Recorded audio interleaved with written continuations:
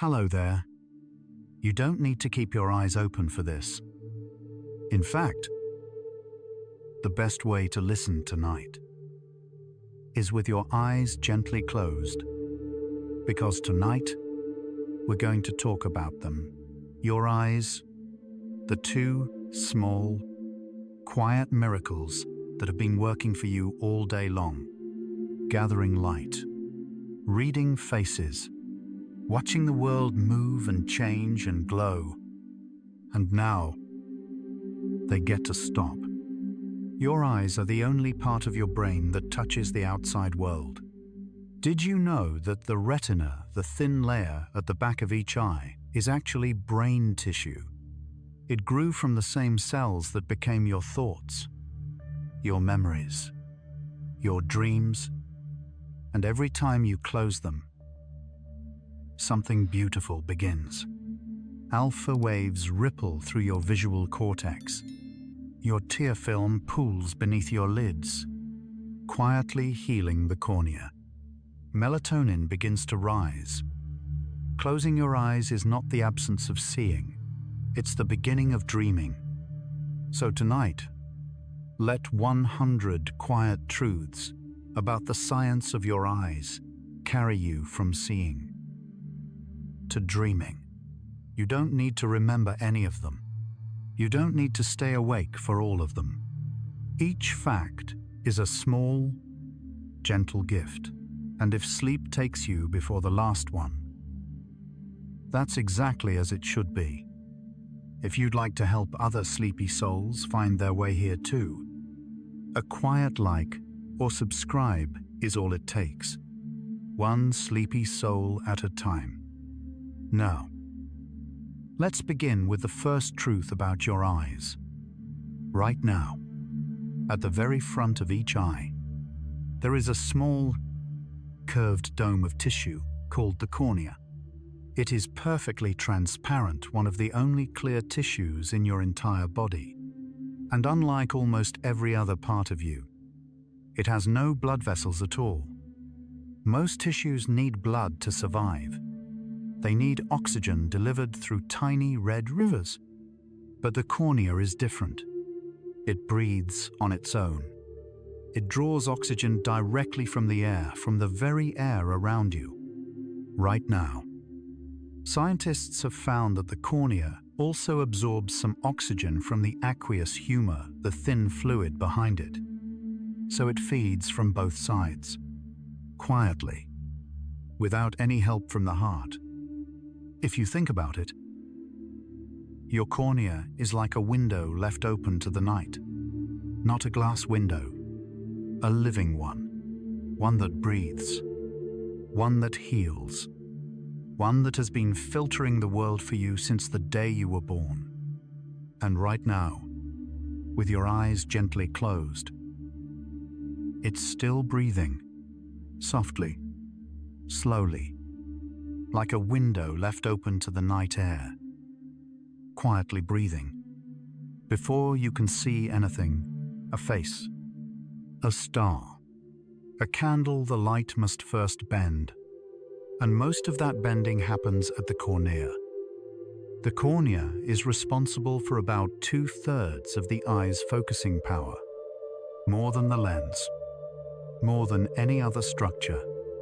When light enters your eye, the cornea curves it inward, directing it toward the retina at the back. This process is called refraction, and it happens so quickly, so silently, that you never notice. Every image you've ever seen, every sunrise, every smile was first bent by this thin, clear tissue. The remaining third of focusing is done by the crystalline lens behind the iris. Together, they form a system so precise that it can resolve details smaller than a grain of sand from across a room. But the cornea does the heavy lifting, and it never asks for credit. It never tires. It simply bends the light, over and over. From the moment you open your eyes each morning, the first act of seeing is an act of bending. of softening the light before it reaches you. And perhaps, tonight, the light has already softened enough. Behind your iris, there is a small, transparent disc called the crystalline lens. It's about the size of an M&M candy, no larger. And it has a remarkable quality: it never stops growing. Throughout your life, the lens adds new layers of cells on top of old ones, like the rings of a tree. The oldest cells are at the center, compressed and dense. The newest are on the outside, just days old. This means the very core of your lens is as old as you are. It was formed when you were still in the womb, but the surface, the outermost layer, is brand new. It might be only a few days old right now. So inside each eye, there is something ancient and something newborn, living side by side. The lens grows about 0.02 millimeters per year. It's so slow that you'll never feel it, but it's happening, a quiet renewal, deep inside your eye, even as you rest. A quiet renewal, happening right now, behind closed lids. Something inside you is always being reborn. The pupil, that dark circle at the center of your eye, is not a thing. It is the absence of a thing. It is a whole. The iris, the colored part of your eye, is a ring of muscle surrounding an opening. The pupil is that opening. It's where light enters. When you look at someone's pupil, you are looking through a doorway, straight into the inside of their eye. The reason it appears black is simple. The interior of the eye absorbs almost all the light that enters. Very little bounces back. So the pupil looks like a tiny pool of darkness. But it's not empty.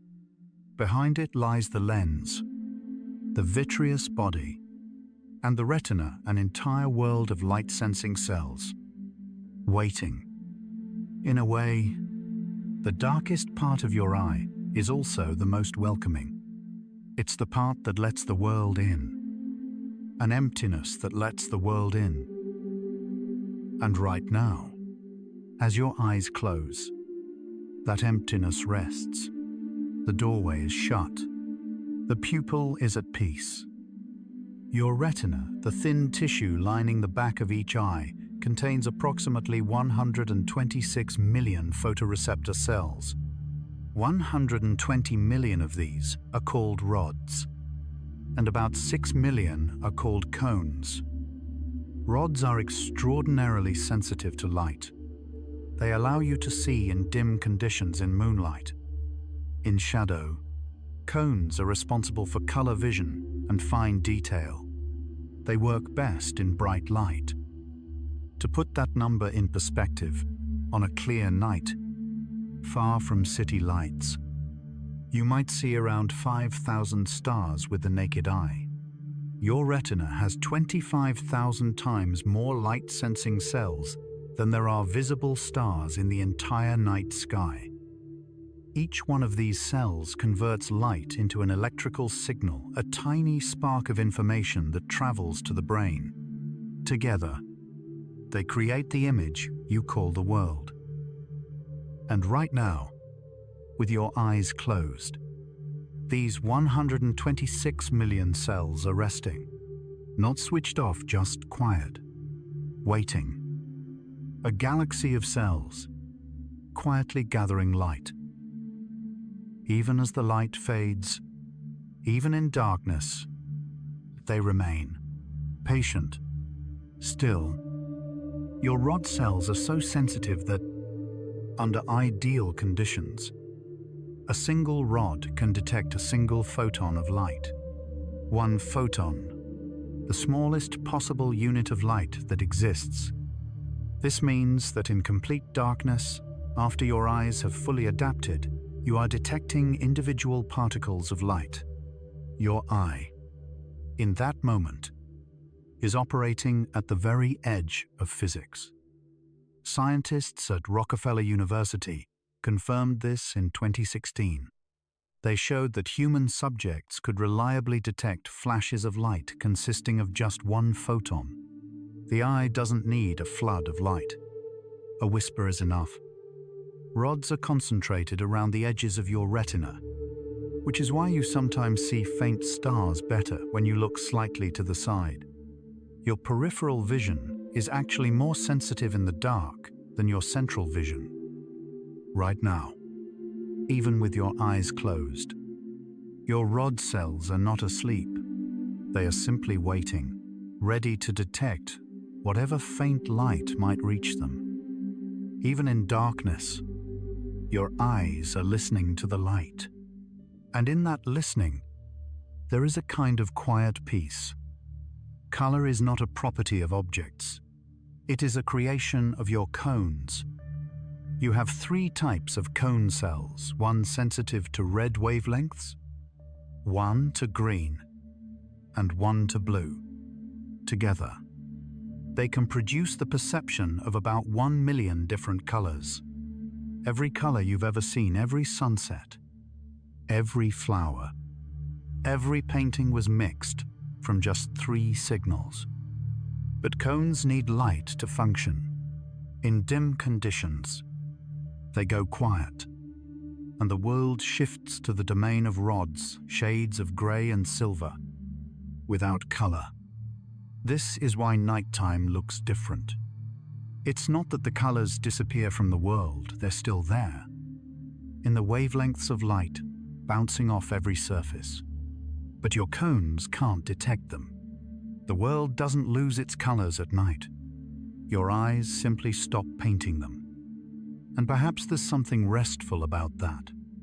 A world without color is a simpler world, a quieter world.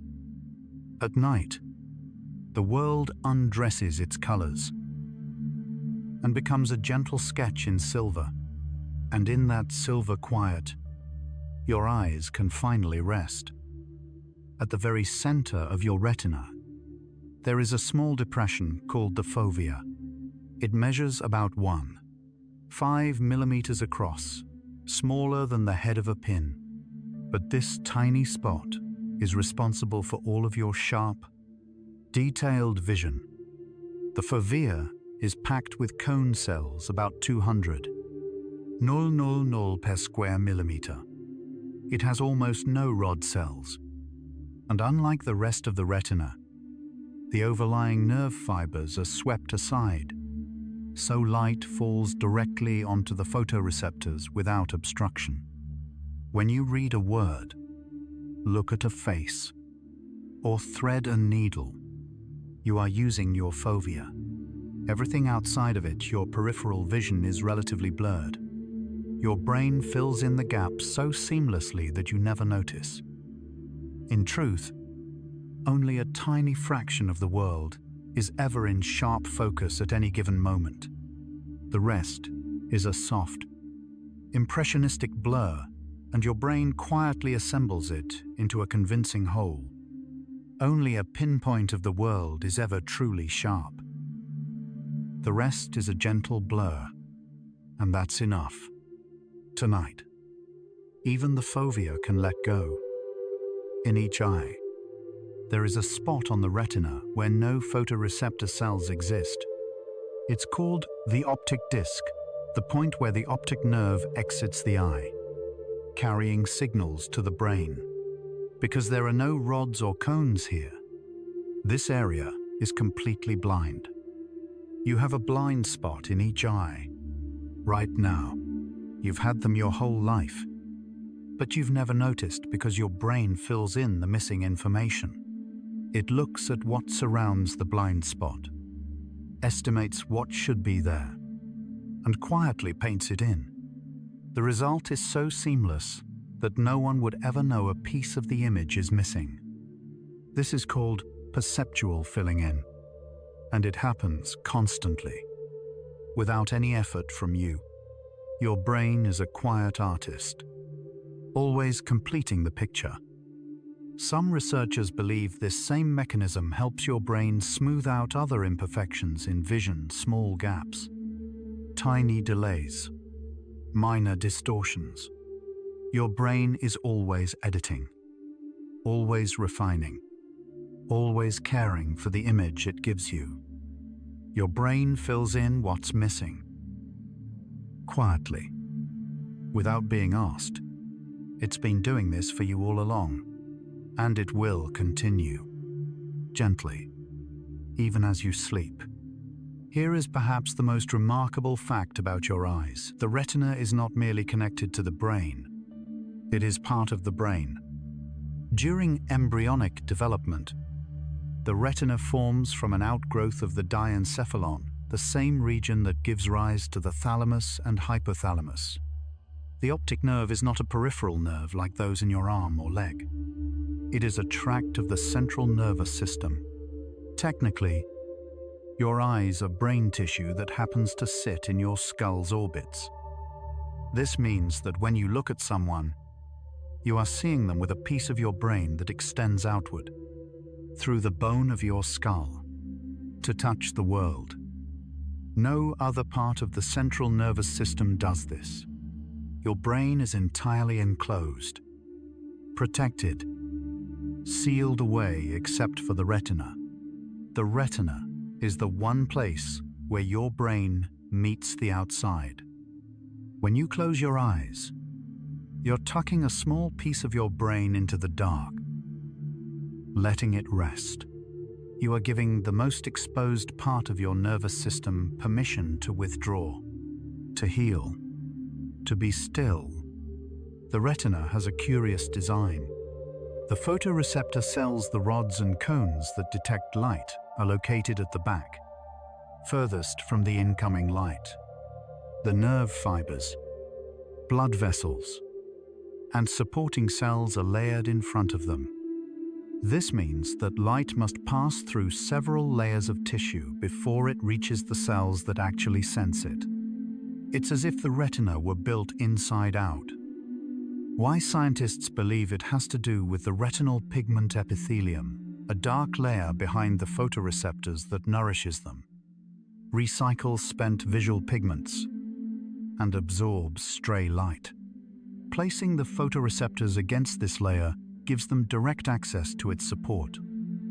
Remarkably, Muller cells, long, transparent glial cells, act like natural fiber optics, channeling light through the retinal layers with minimal distortion.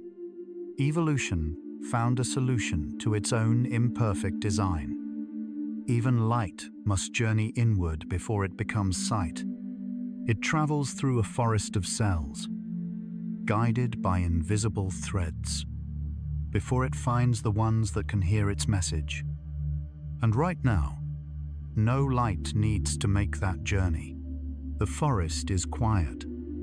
From the moment a photon strikes your retina to the moment you become consciously aware of the image, approximately 13 milliseconds pass. That's about 1/70th of a blink. Researchers at MIT found that the human visual system can identify images shown for as little as 13 milliseconds, far faster than previously believed. Your eyes and brain together form one of the fastest processing systems in the known biological world. In that fraction of a second, light is converted to electrical signals, transmitted through the optic nerve, relayed through the lateral geniculate nucleus, and processed in the primary visual cortex. Edges are detected, colors are assigned, objects are recognized, meaning is made. All of this in 13 thousandths of a second. But tonight, there's no rush. There are no images to process, no edges to detect, no objects to name. The system that works so fast during the day is allowed to slow down. Tonight, there's no rush. Let everything slow to the speed of breath. Let every thought arrive as gently as light through a window. Between the cornea and the lens, there is a small chamber filled with a clear fluid called aqueous humor. It is produced by the ciliary body, a ring of tissue behind the iris, and it flows through the pupil into the anterior chamber, where it is slowly drained away. This cycle of production and drainage happens continuously, every minute of every day. It maintains the pressure inside your eye, called intraocular pressure, at a precise level, keeping the eye's shape perfectly round. About 2.5 microliters of aqueous humor are produced every minute. The entire volume is replaced roughly every 100 minutes. It's a slow, steady river you can never feel. The aqueous humor also nourishes the cornea and the lens, carrying nutrients to tissues that have no blood supply of their own. It feeds the parts of your eye that are too transparent for blood. A quiet river inside your eye, flowing without sound. Like sleep approaching, a current that has never stopped, not for a single minute. Since your eyes first opened, the largest space inside your eye is filled with a substance called the vitreous humor, a clear, gel-like material that makes up about 80% of the eye's volume, and it is almost entirely water. 99% water, with tiny amounts of collagen fibers and hyaluronic acid holding it in a gel state. It is one of the simplest substances in your body and one of the most important. It gives the eye its shape, holds the retina in place, and provides a clear medium for light to pass through. Every image you've ever seen was filtered through this small, quiet ocean. Every color, every face, every dreamlike scene at dusk, all of it passed through water on its way to your retina. The vitreous humor is formed before birth and is rarely replaced. The water inside your eyes right now may be some of the oldest fluid in your body. A tiny ocean, held perfectly still, inside each eye. An ocean that has been with you since before you took your first breath. The iris, the colored ring of tissue around your pupil, has a pattern of ridges, furrows, crypts, and filaments that is unique to each eye. No two irises are the same, not even in identical twins. This is because the iris pattern develops partly through random events during fetal development, tiny folds and stretches in the growing tissue that are influenced by chance. Your DNA provides the color and general structure, but the fine details are unrepeatable. Iris recognition technology is considered even more reliable than fingerprinting. The iris has about 266 measurable features, compared to about 40 for a fingerprint. Your eyes carry a pattern that exists nowhere else in the universe. A signature written not in ink, but in the architecture of muscle and pigment. A pattern that belongs only to you. Like the particular way you dream, no one else's eyes look exactly like yours. And behind those unique irises, your own unique dreams are waiting. All human eye colors brown, blue, green, hazel, gray come from a single pigment, melanin, the same pigment that colors your skin and hair. Brown eyes have a high concentration of melanin in the iris. Blue eyes have very little, but blue eyes don't contain a blue pigment. The color is an optical effect, caused by the scattering of light through the translucent layers of the iris. It's the same phenomenon that makes the sky appear blue. Green eyes result from a moderate amount of melanin combined with light scattering. Hazel eyes have enough melanin to appear brown near the pupil and green toward the edges. So your eye color is not really a substance. It's a dance between pigment and light, a different amount of melanin, a different angle of light, and the color shifts. Your eye color is not a substance. It's a trick of light, like a sunset that exists only while you watch. And tonight, behind closed lids, the color rests just as the sunset dissolves into night.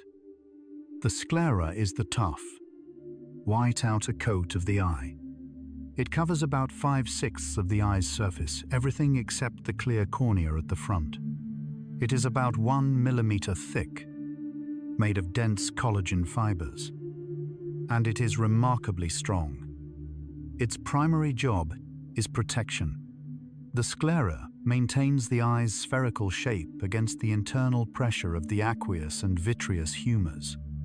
It provides an anchor point for the 6 extraocular muscles that move the eye, and it shields the delicate structures inside from physical damage. The whiteness of the sclera is not accidental. It comes from the random arrangement of collagen fibers, which scatter light in all directions. In the cornea, those same fibers are arranged in precise, parallel rows, which is why the cornea is transparent and the sclera is opaque. A quiet armor, holding everything in place, so you don't have to. The sclera asks nothing from you. It simply holds the shape of your eye, steady and sure, through every blink, every gaze, every closing. In the 2000s, researchers at the University of Leipzig made a surprising discovery.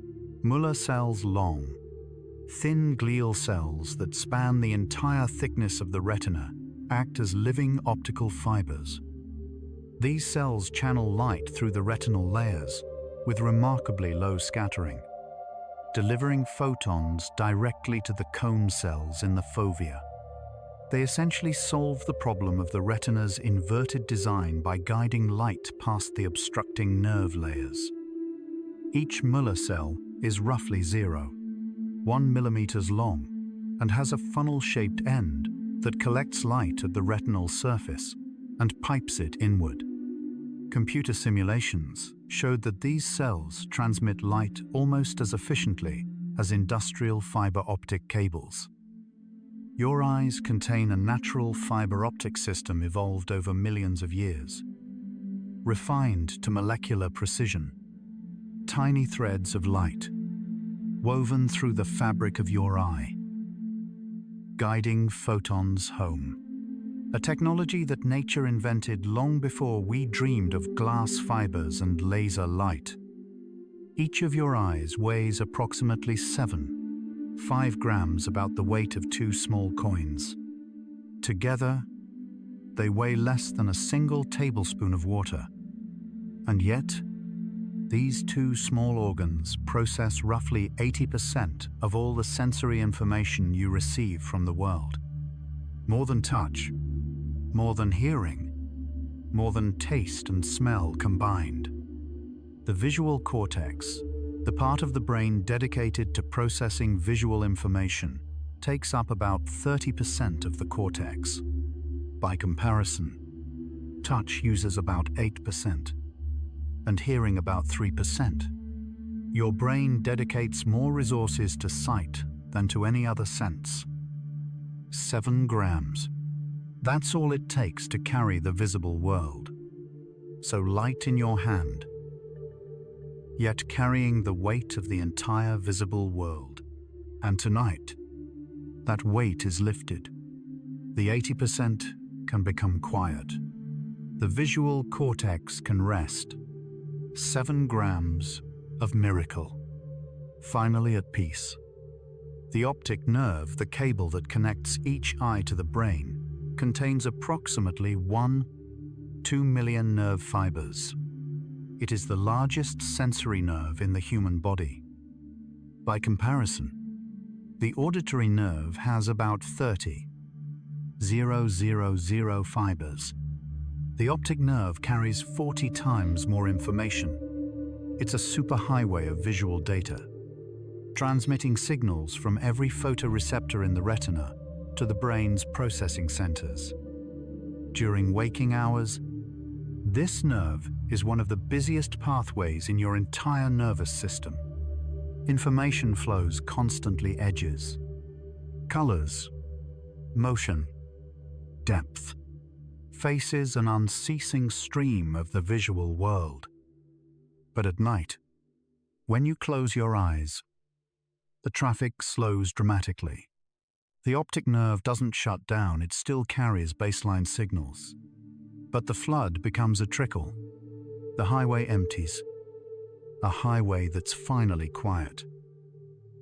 The traffic of images slowing to a whisper.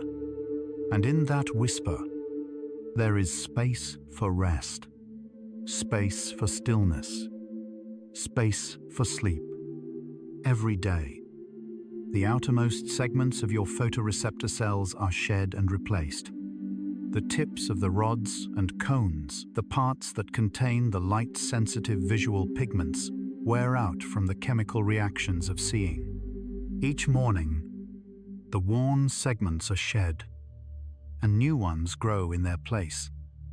The spent material is consumed by the retinal pigment epithelium, the dark layer behind the retina, which digests and recycles the components. It's a daily cleaning and renewal cycle that has been running since you were born. This process is so precise that each rod cell replaces about 10% of its outer segment every day. The entire outer segment is renewed roughly every 10 days. You never feel it. You never see it. But every morning, your retina is slightly new. A daily renewal you never feel. Like dawn rebuilding what the night has softened. Your eyes remake themselves, quietly, every single day. And tonight's sleep is part of that remaking. Behind the retina, there is a layer of tissue called the choroid. It is one of the most blood-rich tissues in the entire body per unit weight. It receives more blood flow than even the kidneys. The choroid's primary function is to nourish the outer layers of the retina, including the photoreceptor cells that cannot be fed by the retinal blood vessels. It delivers oxygen and nutrients, and it carries away waste. But the choroid has a second, quieter function. It absorbs stray light. Like the black interior of a camera, the choroid's dark pigmentation prevents light from bouncing around inside the eye, which would blur your vision. So the darkness inside your eye is not accidental. It is designed. It is functional. It feeds and protects. Darkness that feeds, that nourishes, that holds you gently from within. The darkness behind your closed eyes is not empty, it is full of care, full of the quiet work of healing. The development of the human eye begins remarkably early. By the 3rd week of pregnancy, before most people even know they are expecting, the optic vesicles begin to form from the developing brain. By week 5, the lens placode appears. By week 7, the basic structure of the eye cornea, lens, retina, optic nerve is in place. The eye is one of the first complex organs to take shape.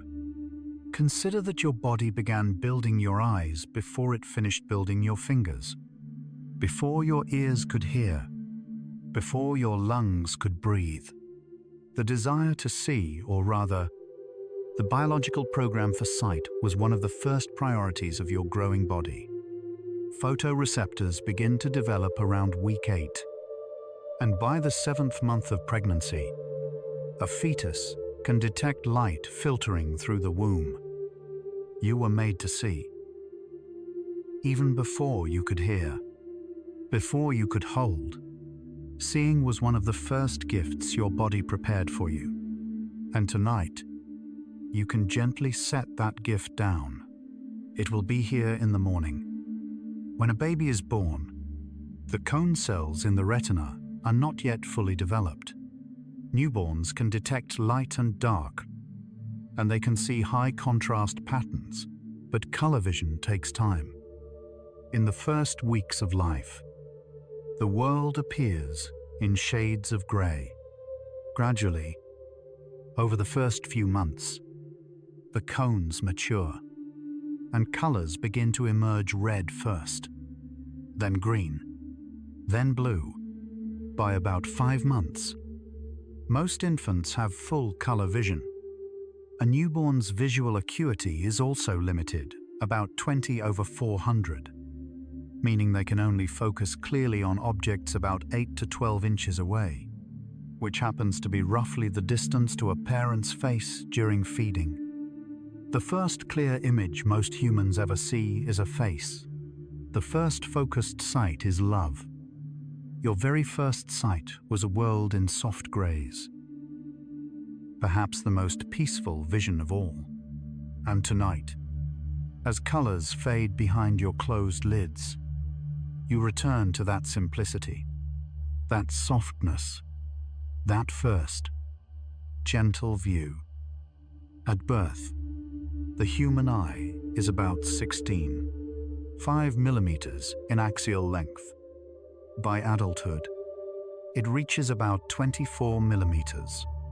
Most of this growth occurs in the first 3 years of life, with the eye reaching about 95% of its adult size by age 3. After that, growth slows to an almost imperceptible pace, but it doesn't stop entirely. The lens, as we learned, continues to add layers throughout life. The vitreous humor changes consistency. The tissues of the eye are in a constant, slow state of remodeling. Even now, in this quiet moment, the cells of your eyes are turning over, replacing, repairing, renewing, not dramatically, not noticeably, but persistently. Your eyes have never been truly still.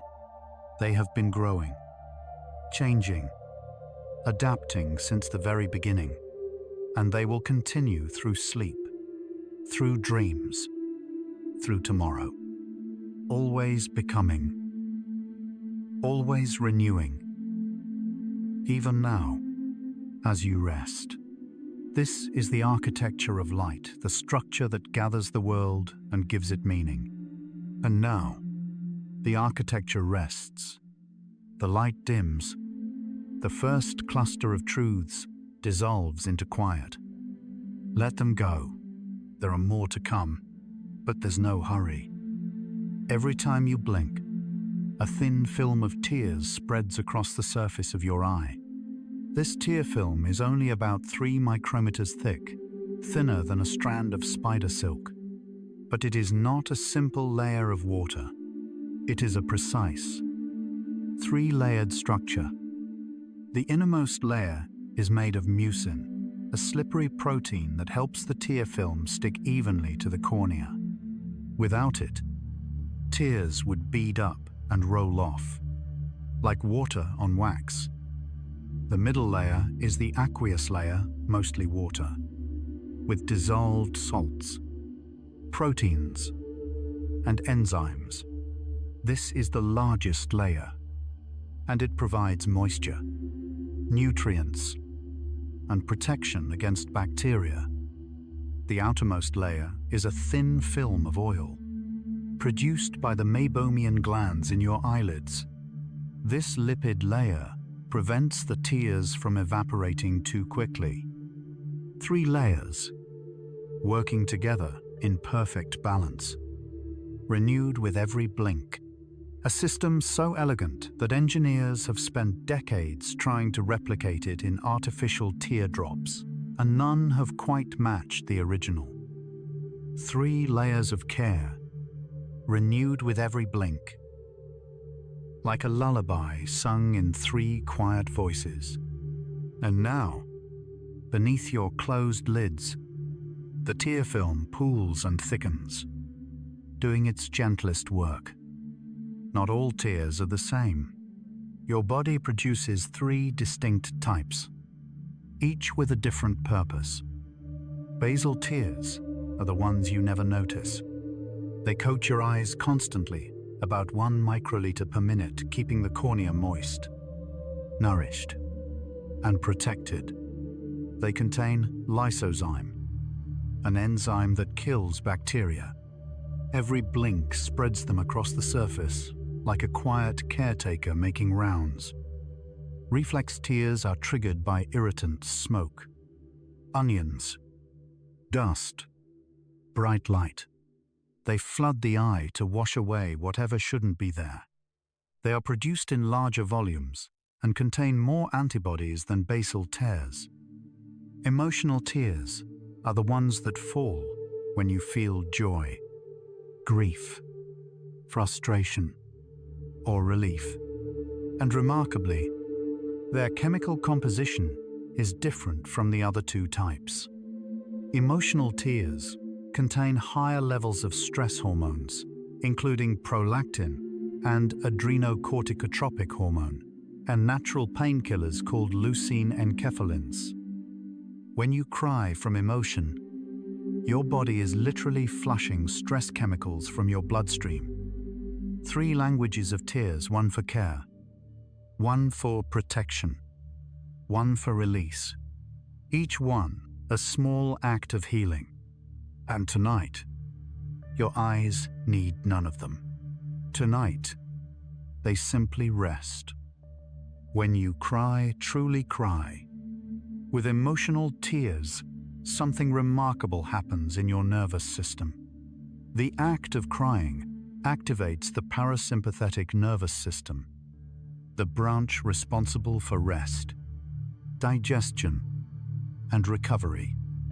Your heart rate slows, your breathing deepens, muscle tension decreases. The parasympathetic response is the body's way of returning to calm after stress, and crying is one of the most reliable triggers. This is why people often feel a sense of relief after a good cry. Even if the situation that caused it hasn't changed, the act itself is therapeutic. The body doesn't wait for the problem to be solved. It begins healing through the tears. Researchers at the University of South Florida found that about 70% of people report feeling better after crying. Not because the world changed, but because their nervous system shifted. Crying is the body's way of finding its way home to calm. A bridge from tension to tenderness.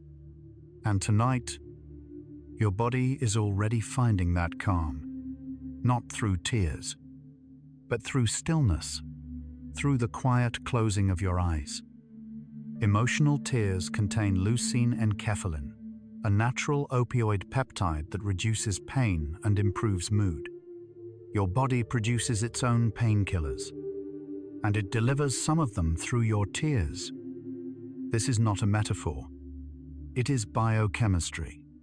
When you cry, your lacrimal glands release a cocktail of compounds that includes endorphins, stress hormones being flushed from the body.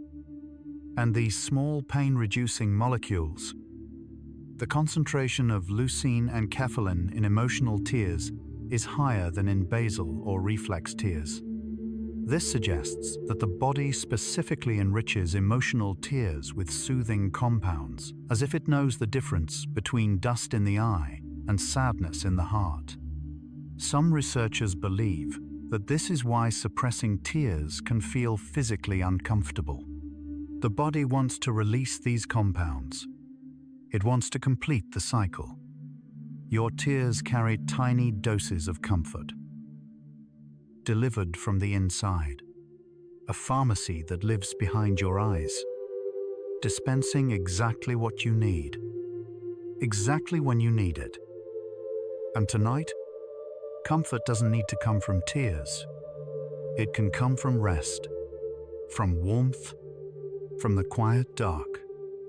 Newborn babies cry loudly, frequently, and with great conviction. But for the first few weeks of life, they produce no tears at all. The lacrimal glands are not fully developed at birth. They produce just enough basal tears to keep the cornea moist, but not enough to overflow onto the cheeks. Visible tears typically begin to appear between 2 and 4 weeks of age, though some babies don't produce full tears until 2 or 3 months. This means that a newborn's cry is pure sound, pure signal, without the visual component we associate with sadness. It is a voice calling out before the eyes have learned to weep. And yet, that cry is remarkably effective. The sound of a newborn crying activates areas in the parent's brain associated with urgency and caregiving more intensely than almost any other sound. A cry without tears. And still, it reaches someone. Still, it is heard. Perhaps tonight. You don't need tears or words either. Perhaps the quiet itself is enough to be held. You blink about 15 to 20 times per minute, roughly once every 3 to 4 seconds. That's around 20. 000 blinks per day. And each blink completely redistributes the tear film across the cornea. During a blink, the upper eyelid sweeps downward, compressing the old tear film and spreading a fresh layer in its wake. The lipid layer is pushed and reformed. The aqueous layer is redistributed. The mucin layer resets its grip on the corneal surface. The entire process takes about 300 to 400 milliseconds. In that fraction of a second, your eye is cleaned, moistened, nourished, and protected, all without your conscious awareness. Interestingly, people blink less when they are concentrating reading, watching a screen, or performing detailed work. This is why your eyes often feel dry after long periods of focus. They were blinking less, and the tear film was breaking down. Every blink is a tiny renewal. A page turned, a surface refreshed. 20,000 renewals a day, and you never noticed a single one. And now, with your eyes closed, no blinking is needed. The tear film can simply rest, undisturbed. The gland that produces most of your tears, the lacrimal gland, sits in a small hollow in the bone above each eye, just behind the upper eyelid. It is roughly the size and shape of an almond. From this small organ, tears are secreted through a series of tiny ducts onto the surface of the eye. Basal tears flow continuously. Reflex tears surge when needed. Emotional tears come in waves. After washing across the surface of the eye, tears drain through 2 small openings called puncta, one on the upper lid and one on the lower lid, near the inner corner. From there, they flow through the nasolacrimal duct into the nose. This is why your nose runs when you cry. The entire system production, distribution, drainage is a miniature plumbing network operating silently inside your face. All day, every day. An almond-sized wellspring, tucked above each eye, producing rivers you never see. And tonight, the wellspring is quiet. The rivers are still. Everything is at rest. Your tears are not just moisture, they are medicine. Lysozyme, an enzyme first discovered by Alexander Fleming in 1922, is one of the most abundant proteins in tears. It works by breaking down the cell walls of certain bacteria, killing them on contact. Tears also contain lactoferrin, which binds to iron and starves bacteria of a nutrient they need to grow. And they contain immunoglobulin A, an antibody that neutralizes pathogens before they can infect the eye. Together, these compounds form a chemical defense system that operates continuously without your awareness. Every blink delivers a fresh dose of antimicrobial protection to the cornea. This is one reason why dry eye conditions can lead to increased infection risk. When the tear film thins, the chemical shield weakens. Your tears are quiet soldiers, defending while you sleep, healing while you rest. A defense so subtle you've never felt it working, but it has been there every day, every blink, every moment, including this one. In the 1980s, biochemist William Frey analyzed the composition of different types of tears and found something remarkable. Emotional tears contain significantly more protein than reflex tears. Specifically, emotional tears contain higher concentrations of prolactin, adrenocorticotropic hormone, and leucine-enkephalin. Prolactin is associated with stress. ACTH stimulates cortisol production. Leucine-enkephalin is a natural painkiller. Frey proposed that emotional crying serves a specific biological function, the removal of stress-related chemicals from the body. Crying, in this view, is not just an expression of emotion, it is a detoxification process. This theory remains debated, but the chemical differences between emotional and reflex tears are well established. Your body makes different tears for different reasons, and it knows the difference.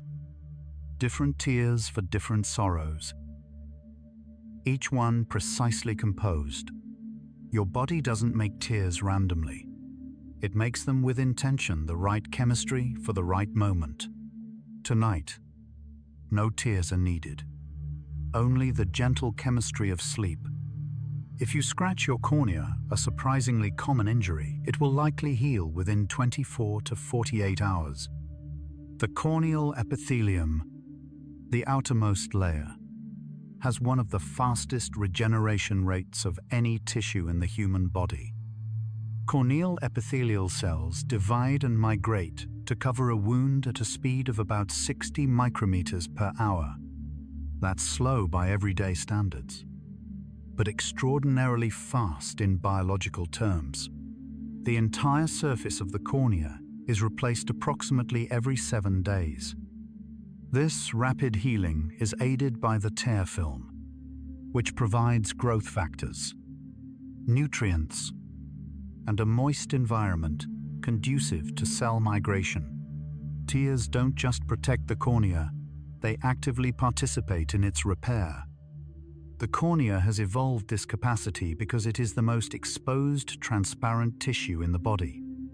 It must be able to repair itself quickly, or vision would be frequently compromised. A surface that rebuilds itself every week. Like a shore remade by every tide, your eyes are always healing, always renewing, and sleep is when they heal the most. Right now, beneath your closed lids, that healing is accelerating. Research has shown that people are more likely to cry in the evening than at any other time of day. The peak hours for crying are between 7 p.m. and 10 p.m. Scientists believe this is related to accumulated fatigue, both physical and emotional. Throughout the day, your prefrontal cortex works to regulate emotions, suppress impulses, and maintain composure. By evening, this regulatory capacity is depleted. The barriers are lower. Feelings surface more easily. Cortisol levels also follow a daily cycle, highest in the morning and declining through the day. By evening, the stress hormone buffer is thinner, and emotional stimuli hit harder. Additionally, melatonin begins to rise in the evening, signaling the body to prepare for sleep. This shift toward rest may also lower emotional defenses, making tears more likely. The evening is when your defenses soften, when the body allows itself to feel. It's not weakness, it's wisdom. The body knows that nighttime is for letting go. And right now, in this quiet hour, your body is already letting go. Softly, gently. The lipid layer of the tear film, that thin film of oil on the outermost surface, is only about 100 nanometers thick. Its job is to slow the evaporation of the aqueous layer beneath it. In humid environments, this system works perfectly. But in dry air, heated rooms, airplane cabins, air-conditioned offices, the evaporation rate increases, and the lipid layer cannot keep up. The tear film thins, the cornea dries, discomfort follows. Studies have shown that tear evaporation rates can double or triple in low humidity environments. This is why long flights often leave your eyes feeling gritty and tired. The cabin air is typically around 10 to 20% humidity, far below the 40 to 60% range that your eyes prefer. Your eyes were designed for a world of open air, forests, and rain. They still carry that ancient preference. Eyes that remember the moisture of forests, of rain, of mornings near water. And tonight, behind closed lids, humidity rises. The tear film stabilizes. Your eyes remember what comfort feels like. The phrase crocodile tears, meaning insincere crying, comes from an ancient belief that crocodiles shed tears while eating their prey. And remarkably, this is true. Crocodiles do produce tears during feeding, but it's not from remorse. Crocodiles have lacrimal glands similar to ours, and the act of feeding, which involves strong jaw movements, can compress these glands and force tears out. It's a mechanical side effect, not an emotional response. In humans, there is a rare neurological condition called Bogorad's syndrome, or crocodile tears syndrome, in which people produce tears while eating. It occurs when nerve fibers that should control salivation accidentally regenerate and connect to the lacrimal gland instead. The signal to salivate triggers tears. Even in the animal kingdom, tears have a mechanical origin, a body responding to pressure and movement, not to sadness. Tears that have nothing to do with sadness. Just the body doing what bodies do. Mechanical, automatic, quiet, like the slow, rhythmic processes happening inside you right now, without any effort at all. During sleep, your eyes undergo a period of intensive repair. The corneal epithelium regenerates faster during sleep than during waking hours. The tear film, no longer disrupted by blinking and air exposure, forms a thick, stable layer beneath the closed lids. Growth factors in the tear film, including epidermal growth factor and transforming growth factor, are most active during sleep. These molecules stimulate cell division and tissue repair. The aqueous humor continued to circulate, maintaining pressure and delivering nutrients. The retinal pigment epithelium processes the day's accumulated debris from photoreceptor turnover. The extraocular muscles relax. Even your immune system works differently during sleep, shifting toward tissue repair and inflammation resolution, rather than active pathogen surveillance. Sleep is not the absence of seeing. It is the restoration of it. Every hour of sleep tonight is an hour of healing for your eyes. The deepest healing happens when you stop looking. When the world goes dark and the body turns inward, that turning inward has already begun. You can feel it. Perhaps a settling, a softening. Along the edges of your eyelids, both upper and lower, there are rows of tiny glands called meibomian glands. You have about 25 inches the upper lid and 20 inches the lower. They produce the lipid layer of your tear film. These glands secrete a clear, oily substance called meibum.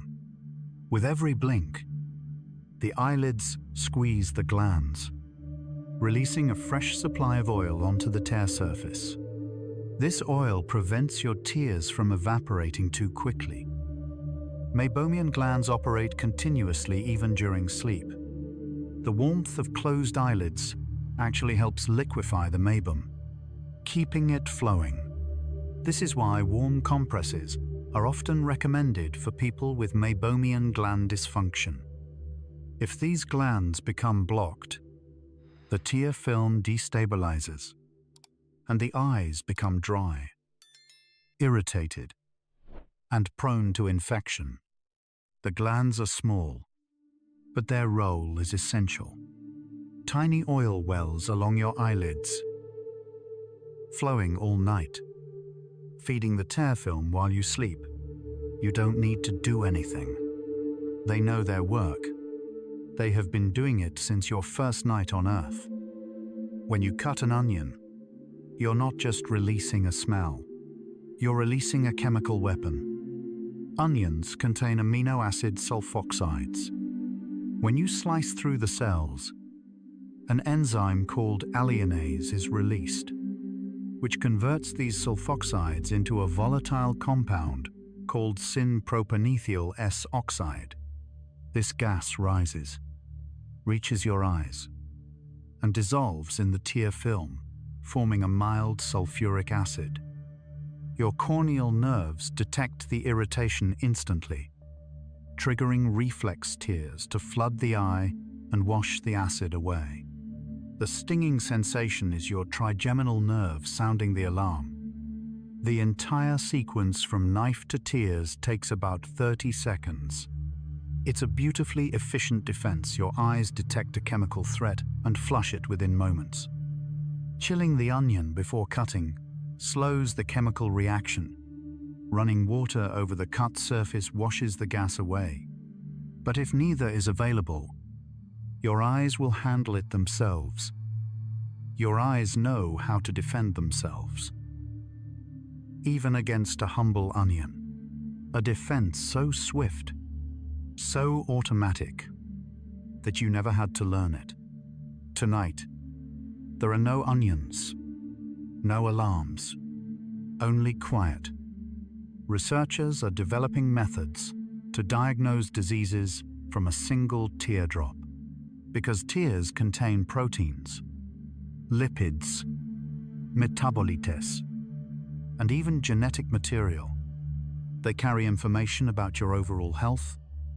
Studies have found that tears from patients with breast cancer contain different protein profiles than those from healthy individuals.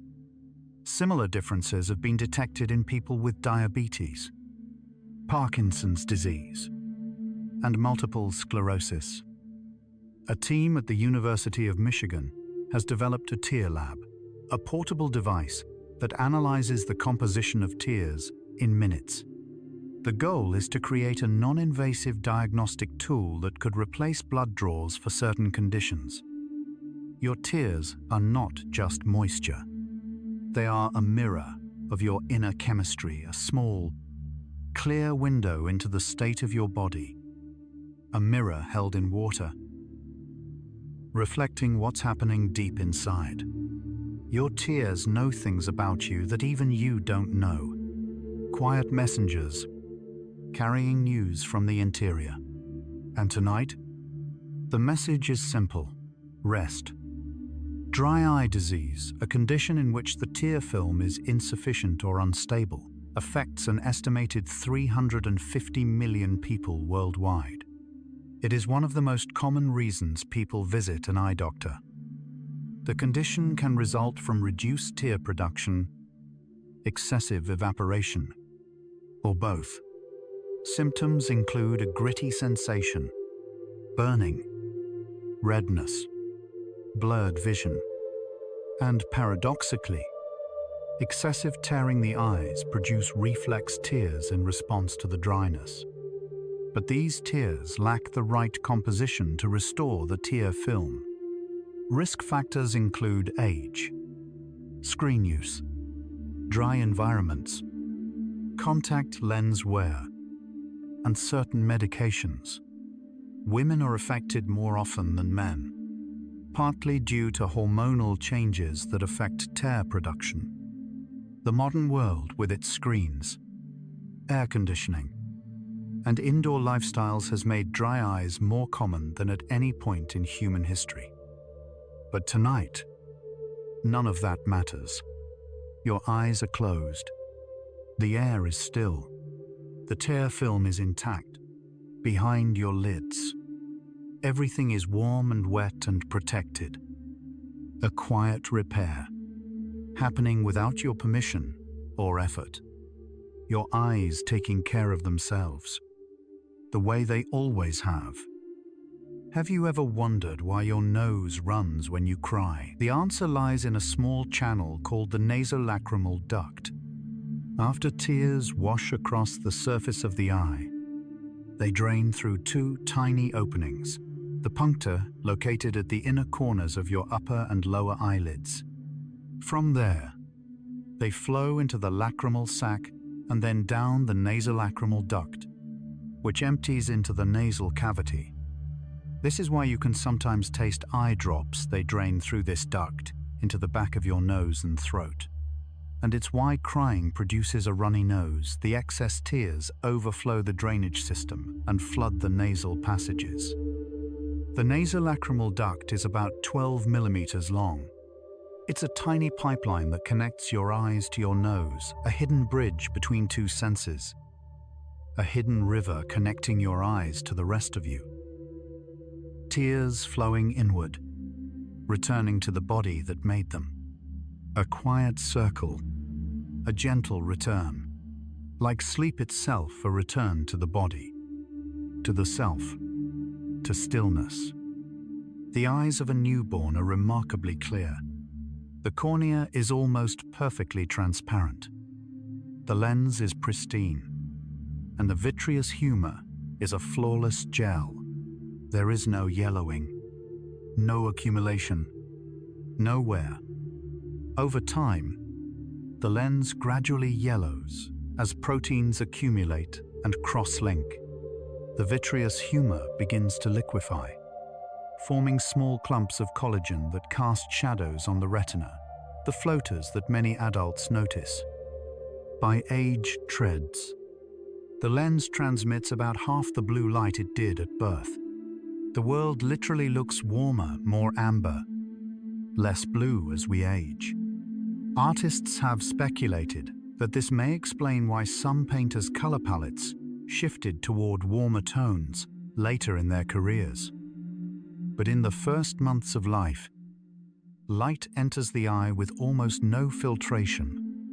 A baby's visual world is brighter, bluer, and more vivid than an adult's. The clearest view you ever had was the one you can't remember. Your very first sight of the world, unfiltered, unweathered, pure. And tonight, in the darkness behind your lids, clarity doesn't matter, only rest matters. Over the course of a year, your lacrimal glands produce approximately 15 to 30 gallons of tears, mostly basal tears, the kind you never notice. That's enough to fill a bathtub. Most of these tears drain silently through the nasolacrimal duct into your nose. You swallow many of your own tears without knowing it. The rest evaporate from the eye's surface. Emotional tears make up only a tiny fraction of this total, perhaps a few milliliters per year for most people. But they feel much larger than they are, because of the emotion that accompanies them. The vast majority of your tears are invisible, unfelt, and uncelebrated. They are the quiet, daily tears of maintenance, the ones that keep you seeing. A bathtub of tears you never knew you shed.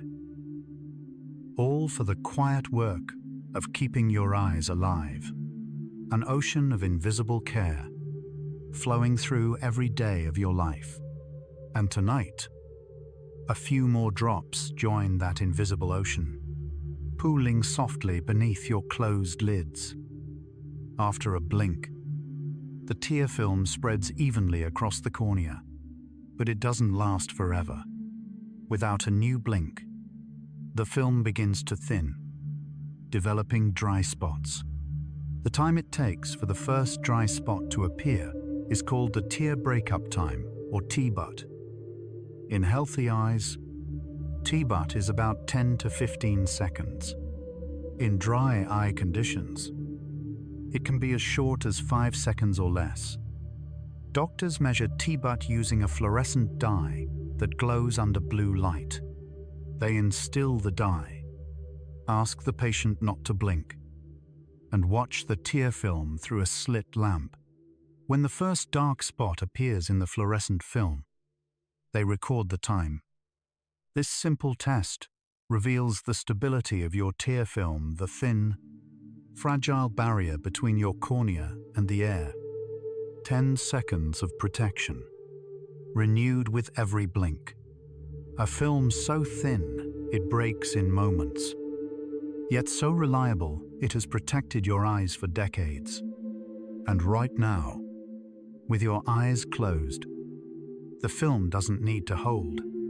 It can simply be unbroken, whole. Humans are not the only animals that produce tears. All land vertebrates with eyes produce basal and reflex tears to protect the cornea. But whether any animals shed emotional tears remains one of biology's open questions. Elephants have been observed producing tears during moments of apparent distress. Sea turtles produce copious tears while laying eggs, though this may serve to flush sand from the eyes. Dogs' tear production increases when they are reunited with their owners, according to a 2022 study in Current Biology. Charles Darwin believed that emotional tears were unique to humans. Many scientists still hold this view, arguing that what we see as crying in animals is more likely reflex tearing or coincidental timing. But the question itself is beautiful: do other beings weep? Do elephants mourn? Do dogs cry with joy? The science is uncertain. But the tenderness of the question itself is enough. Tonight, you don't need answers, only the quiet company of your own breathing. In 2011, researchers at the Weizmann Institute of Science in Israel made a surprising discovery. Human tears contain chemical signals that affect the behavior of others, even when they can't be seen. In the study, men who sniffed women's emotional tears showed decreased testosterone levels, reduced sexual arousal, and lower self-rated mood compared to sniffing a saline control. The tears had no detectable odor, yet they produced measurable physiological changes. This suggests that tears carry chemosensory signals, a form of chemical communication that operates below conscious awareness. Your tears may be sending messages to the people around you, even when they don't realize it. A later study found similar effects with children's tears, suggesting this may be a broad biological mechanism, not limited to one context. Tears that speak without words. A chemical whisper from one body to another. Even in silence, your body communicates. Even at rest, it sends its quiet signals.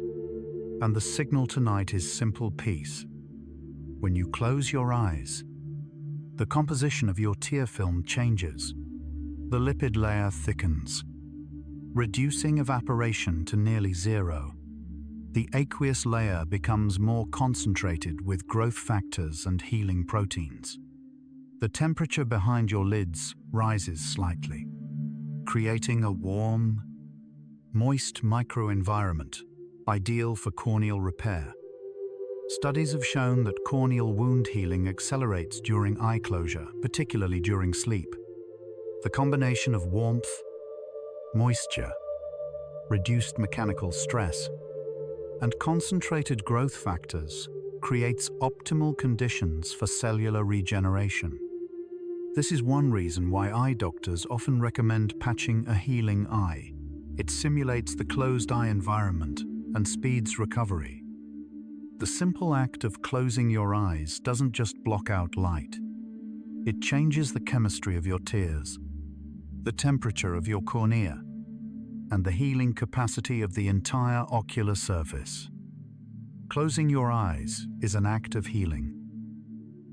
Perhaps the simplest, most natural one there is, and you're doing it right now. You're already healing, already drifting. This is the language of tears, a vocabulary written in salt and water and protein. It is the language your eyes speak when they are taking care of you, and when they are asking to be taken care of. The second cluster dissolves now. Like salt in warm water, let it go. More truths are waiting, but they can wait. Your pupil doesn't just respond to light, it responds to feeling. When you see something emotionally arousing, something beautiful, frightening, or deeply interesting, your pupils dilate, even if the lighting hasn't changed. This is called the psychosensory pupillary response, and it's driven by the sympathetic nervous system. Researchers have used pupil dilation to study everything from attraction to cognitive effort to moral judgment. In one classic study, psychologist Eckhard Hess showed that people's pupils enlarged when they viewed images they found appealing and constricted when they saw unpleasant ones.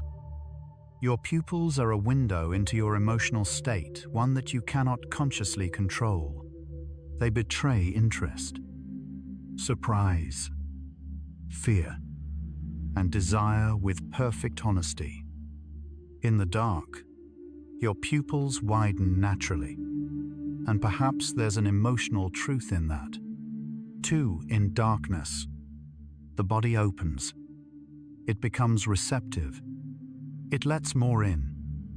In the dark, your pupils open wider, as if the body itself is becoming more receptive, more trusting, more willing to let the night in, and the night, in return, offers only quiet. In the 1960s, psychologist Daniel Kahneman discovered that pupils dilate in proportion to cognitive effort. The harder you think, the wider your pupils become. In his experiments, subjects were asked to solve arithmetic problems of varying difficulty. Simple problems produced slight dilation. Complex problems produced dramatic widening, sometimes up to 50% larger than baseline. When the subject gave up on a problem, the pupils immediately constricted, as if the mind had released its grip. Kahneman later used pupillometry as a direct measure of mental load. Your pupils, it turns out, are a real-time readout of how hard your brain is working. Tonight, no mental arithmetic is required, no puzzles to solve, no problems to grip, and so your pupils can relax, not wide with effort, not narrow with strain, just soft, just resting. Let your mind release its grip and feel the pupils soften. No effort needed, no answers required, only the gentle dark. When a bright light hits your eye, your pupil constricts, and it does so in about 200 milliseconds, 1/5 of a second. This is the pupillary light reflex, one of the fastest protective reflexes in the human body. The signal travels from the retina along the optic nerve to the protectal nucleus in the brainstem, then to the Edinger-Westphal nucleus, which sends a signal through the oculomotor nerve to the sphincter pupillae, the circular muscle that constricts the pupil. Remarkably, when light enters one eye, both pupils constrict. This is called the consensual light reflex, and it ensures that both eyes adjust simultaneously. This reflex is so reliable that doctors use it as a test of brainstem function. A pupil that doesn't respond to light may indicate serious neurological injury, a reflex older than thought itself, protecting you before you even know there's something to protect against. And tonight, no bright light will come. The reflex can rest. The brainstem can be quiet. Even when you stare at a fixed point in steady light, your pupils are constantly fluctuating in size, oscillating slightly, drifting larger and smaller in rhythmic waves. This is called pupillary hippus, and it's entirely normal. These fluctuations are driven by the balance between the sympathetic and parasympathetic nervous systems, the same systems that regulate your heart rate, digestion, and stress response. Your pupil size at any given moment reflects the real-time state of your autonomic nervous system. When you're relaxed, the fluctuations tend to slow and the pupils settle at a moderate size. When you're alert or anxious, the fluctuations increase. So your pupils are never truly still. They are always dancing a tiny, invisible waltz between activation and calm, a dance you never see. Between alertness and rest, tension and release. And tonight, the dance slows, the rhythm settles, the pupils find their quiet tempo, the one that belongs to sleep. Researchers have found that pupil behavior is one of the most reliable indicators of drowsiness. As you become sleepier, your pupils constrict and their fluctuations become slower and more irregular. This is because drowsiness reduces sympathetic nervous system activity, the system that keeps pupils dilated.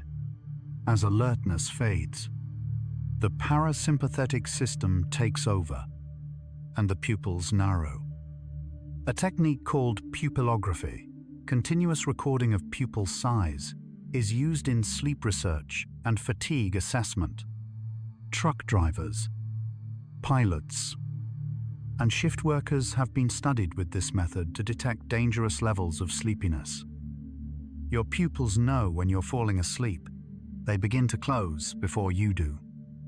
Your pupils are already drifting towards sleep, narrowing, softening, settling. They knew before you did. The body is always one step ahead, gently leading you toward rest. The iris, that beautiful, colored ring, contains two muscles that work in opposition to control pupil size. The sphincter pupillae is a circular muscle that constricts the pupil. It is controlled by the parasympathetic nervous system, the rest and digest branch. When it contracts, the pupil narrows. The dilator pupillae is a radial muscle that dilates the pupil. It is controlled by the sympathetic nervous system, the fight or flight branch. When it contracts, the pupil widens. These two muscles are in constant dialogue, one pulling inward, the other pulling outward, creating the precise aperture that admits exactly the right amount of light. It's the same dialogue that runs through your entire body: tension and release, engagement and rest, waking and sleeping. Two forces, perfectly balanced. Two muscles in quiet conversation. One for opening, one for closing. Tonight, the muscle of closing is winning. Gently, naturally, the aperture narrows, the light dims, the world softens. Studies have shown that hearing your own name, even in a crowded room, produces a brief pupillary dilation. Your brain recognizes the sound as personally significant, and the sympathetic nervous system responds. This is related to the cocktail party effect, the brain's ability to filter one voice from many and detect relevant information in noisy environments. Your name is one of the most deeply encoded stimuli in your brain. Even in states of reduced consciousness, such as light sedation, the pupillary response to one's own name can sometimes be detected. The brain holds onto certain signals more tightly than others. But tonight, no one is calling your name. There is no crowd, no noise, no signal to detect. The filters can relax. The brain can stop searching. No one is calling. And that's a gift. The silence is not empty, it's full of permission. Permission to stop listening. Permission to drift. As you age, your pupils gradually become smaller. This condition is called senile meiosis, and it's one reason older adults often need more light to see comfortably. A teenager's pupils can dilate to about 8 millimeters in the dark. By age, treads or half-years, maximum dilation may be only 5 or 6 millimeters. Less light enters the eye, and dark adaptation takes longer. The change is caused by gradual stiffening of the iris muscles and decreased sympathetic nervous system tone. It's a slow, gentle narrowing, like a camera iris, that has been set to a slightly smaller aperture over the decades. But this also means that older eyes are less disturbed by bright light. The smaller pupil acts as a natural neutral density filter, reducing glare and improving depth of focus. Age narrows the aperture, and in doing so, deepens the focus. There is a wisdom in narrowing, a clarity that comes from letting in less. And tonight, the pupil narrows not from age, but from peace. Long before the invention of the camera, the human eye was already one. The pupil acts as a natural aperture, an opening that admits light into a dark chamber, where an inverted image is projected onto a surface. This is the principle of the camera obscura, first described by the Arab scientist Ibn al-Haytham in the 11th century. He realized that the eye works by the same optical principles as a pinhole in a darkened room. Every camera ever built is, in some sense, an imitation of the eye, the lens, the aperture. The sensor, all are echoes of structures that evolution created hundreds of millions of years before the first photograph. Your eye is the original camera, and right now, the shutter is closed. The dark chamber is dark by design. No images are being recorded. The camera is at rest. The original camera, older than any invention, now resting with its shutter closed. No images to capture tonight. Only darkness. Only the gentle hum of a system at peace. Atropine, a compound derived from the belladonna plant, blocks the parasympathetic nervous system's effect on the iris. When dropped into the eye, it paralyzes the sphincter pupillae, causing the pupil to dilate widely. The effect can last for several days. The name belladonna means beautiful woman in Italian. Renaissance women used extracts of the plant to dilate their pupils, which was considered a sign of beauty. Wide pupils signal interest and arousal, and the dilated look was found attractive. Today, atropine is used medically to dilate the pupil for eye examinations. It's also being studied in low doses as a treatment for myopia progression in children. The belladonna plant deadly in high doses. beauty enhancing in low ones has been intertwined with human eyes for centuries. A plant named for beauty that widens the eyes to let in more of the world. But tonight, you don't need belladonna. Your eyes don't need to be wide. They can be narrow and still, closed and complete. During non-REM sleep, your pupils are constricted smaller than they are during relaxed wakefulness. The parasympathetic nervous system dominates during deep sleep, and the sphincter pupillae holds the pupil at its narrowest. But during REM sleep, the stage associated with vivid dreaming, the pupils become unstable. They dilate and constrict in rapid, irregular patterns, mirroring the intense neural activity of the dreaming brain. Some researchers have found correlations between pupil fluctuations during REM and the content of dreams, suggesting that the eyes are, in some sense, watching the dream. Your pupils follow you into sleep. They respond to the dream world just as they respond to the waking one. Even in dreams, the pupil dances, responding to a world made entirely of thought, a world where light has no source. Yet the pupils still react. Your eyes dream along with you. When you focus on a nearby object, three things happen simultaneously. The lens thickens, the eyes turn inward, and the pupils constrict. This trio is called the near response, or the accommodation reflex. The pupillary constriction during near focus serves the same purpose as stopping down a camera lens. It increases depth of field, making the image sharper. This reflex operates automatically, thousands of times a day, as you shift your gaze between near and far objects. It's one of the most coordinated motor programs in the visual system. But tonight, there is nothing near to focus on, nothing far to find. The accommodation system can relax, the lens can flatten, the convergence can release. Nothing near, nothing far. Just the infinite middle distance of sleep. A place where focus is unnecessary, where everything is soft and everything is enough.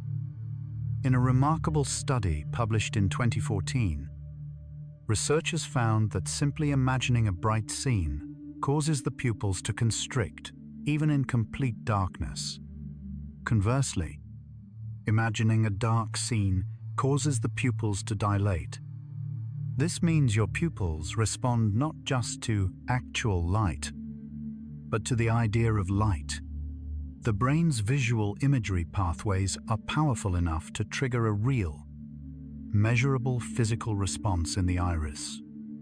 The study, conducted at the University of Oslo, showed that the effect was proportional. Imagining a brighter scene produced more constriction than imagining a dimly lit one. Your body does not fully distinguish between real light and imagined light. The boundary between perception and imagination, at the level of the pupil, is blurred.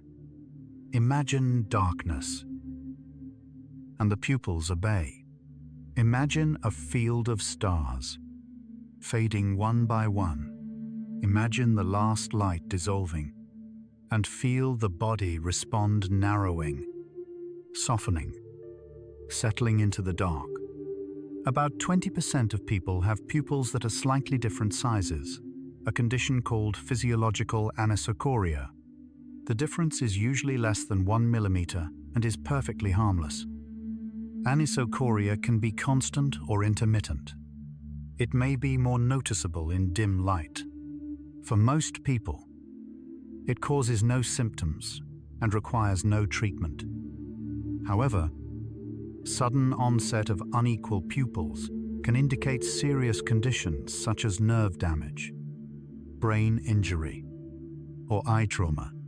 This is why doctors check pupil size and reactivity during neurological examinations.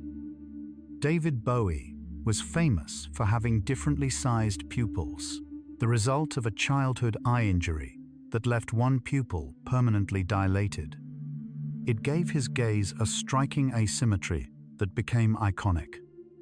Even asymmetry can be beautiful. A reminder that perfection is not required. Your eyes don't need to be identical to be whole. They don't need to be perfect to let you dream. After a head injury, one of the first things a doctor checks is the pupils. Unequal pupil size, sluggish reaction to light, or a fixed, dilated pupil can indicate increased intracranial pressure or damage to the oculomotor nerve. The pupillary exam is quick, non-invasive, and remarkably informative. A single flashlight, shone briefly into each eye, can reveal critical information about brain function. In emergency medicine, the acronym PEARL is used to document normal findings: pupils equal, round, reactive to light. 4 simple words that mean the brain is functioning properly. Your pupils are a direct line to your brain, the most accessible window into the central nervous system, a window into the brain itself. And tonight, the brain is safe. The pupils are equal. The light is steady.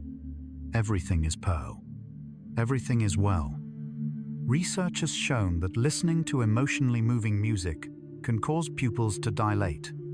The more emotionally intense the passage, the greater the dilation. A study at the University of Vienna played excerpts of classical music to participants while monitoring their pupil size. Passages rated as chills-inducing, those moments that give goosebumps, produced the largest pupillary responses. This suggests that the autonomic nervous system treats emotional music similarly to other significant stimuli. It triggers a sympathetic response, as if the body is paying attention to something that matters. Music enters through the ears, but the eyes respond. The body doesn't separate its senses. Everything is connected. The music is over now, and the pupils can rest from their widening. No more crescendos, no more chills, just the quiet rhythm of your own breathing, the simplest music there is. The pupil as we know it, a dynamic aperture controlled by opposing muscles, took hundreds of millions of years to evolve. The earliest eyes, belonging to simple organisms like flatworms, had no pupil at all. They could detect light, but not regulate it. Over time, as eyes became more complex, the iris developed as a way to control light entry. Different species evolved different pupil shapes: vertical slits in cats, horizontal bars in goats, W-shaped openings in cuttlefish, each adapted to the animal's ecological needs. The round human pupil is optimized for all-around vision in variable lighting conditions. It's a generalist design, not the best in darkness or in bright light, but extraordinarily versatile. Hundreds of millions of years of refinement, all so that you can see comfortably in candlelight and sunlight alike. An evolutionary gift, perfected over eons. And tonight, the gift rests. The marvel closes. The aperture that took eons to perfect finds its simplest state gently shut. Recent research has found that during face-to-face conversation, people's pupils tend to synchronize, dilating and constricting in similar patterns. This pupillary synchrony is strongest between people who trust each other. A 2019 study at Dartmouth College found that during cooperative tasks, partners' pupil sizes became correlated over time. The degree of synchrony predicted the quality of their collaboration. This is not conscious imitation. It's an automatic, autonomic process your nervous system, unconsciously aligning with someone you feel safe with. In a way, trust is visible in the pupil, not in its size, but in its rhythm, in the way two pupils begin to dance together. Pupils that dance together without knowing it. An unconscious harmony between two nervous systems. And tonight, your pupils synchronize with something even deeper, the rhythm of your own rest. A harmony between body and breath. About 18 to 35% of people sneeze when exposed to bright light, a phenomenon called the photic sneeze reflex. It's sometimes called Aqueous syndrome, which stands for autosomal dominant compelling helio-ophthalmic outburst. The reflex is inherited and poorly understood. One theory suggests that the trigeminal nerve, which carries sensory information from the face to the brain, is close to the optic nerve. A strong light signal may spill over into the trigeminal pathway, triggering a sneeze response. Another theory proposes that the parasympathetic response to bright light, which causes pupil constriction and tearing, may also trigger nasal congestion and the sneeze reflex in susceptible individuals. A sneeze triggered by sunlight. The body's wiring crossed in a harmless, ancient way. A glitch that evolution never bothered to fix. Because it causes no harm. Tonight, no bright light will trigger any reflex. Only the dark. Only the quiet. Only the gentle autonomic hum of a body winding down. Many animals, birds, reptiles, sharks, camels have a third eyelid called the nictitating membrane. It sweeps horizontally across the eye, providing protection and moisture while allowing some degree of vision. Humans have a vestigial remnant of this structure, the plica semilunaris, a small fold of tissue in the inner corner of the eye. It no longer functions as a third eyelid, but it's there, a quiet echo of our evolutionary past. In birds, the nictitating membrane is essential. It protects the eye during flight and while feeding chicks. In sharks, it shields the eye during the violent moment of a bite. In camels, it sweeps away sand. We lost this membrane somewhere in our evolutionary history, as our eyes became less exposed to constant physical threats. But we kept the remnant, a ghost of a third eyelid, still sitting quietly in the corner of each eye, a reminder that your body carries ancient stories, ancient protections, ancient designs. And tonight, 2 eyelids are enough. They close softly. They hold the dark. Multiple studies have confirmed that pupils dilate when viewing someone to whom you are attracted. This response occurs within seconds and is not under conscious control. In one study, heterosexual men's pupils dilated more when viewing images of women, and heterosexual women's pupils dilated more when viewing images of men. The effect was consistent and measurable. Some psychologists believe this pupillary response is one reason candlelit dinners feel romantic in dim light. Everyone's pupils are naturally wider, mimicking the dilation of attraction. Your pupils tell the truth about what draws your attention. Even when your words say nothing, they are the most honest part of your face. But tonight, the pupils tell a different truth. They're drawn to rest, to darkness, to the quiet gravity of sleep pulling you deeper. And that, too, is a kind of attraction. People who experience migraines often have heightened pupillary sensitivity to light, even between episodes. Their pupils may constrict more strongly in response to light, and dilate more in darkness. This photophobia, fear of light, is one of the hallmark symptoms of migraine. During an attack, ordinary room lighting can feel painfully bright. The trigeminal vascular system becomes sensitized, amplifying light signals.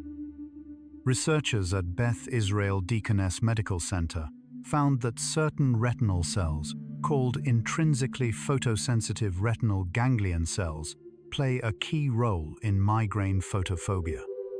These cells connect directly to pain pathways in the brain, bypassing the visual cortex entirely. Light, for some, is a source of pain. The same photons that bring beauty and information can overwhelm and hurt.